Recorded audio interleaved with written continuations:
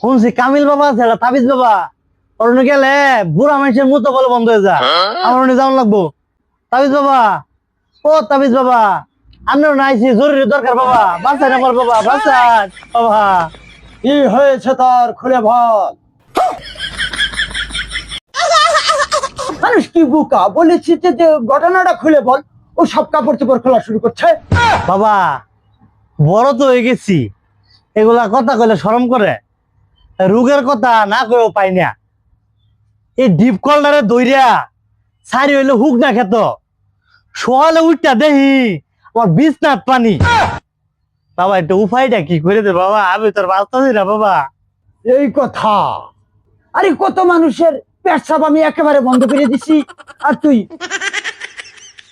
একটা তাবিজ দিতেছি, এই তাবিজটা কোমরে বাজ্যা রাখবি, এই তাবিজ যেন না ছিঁড়ে।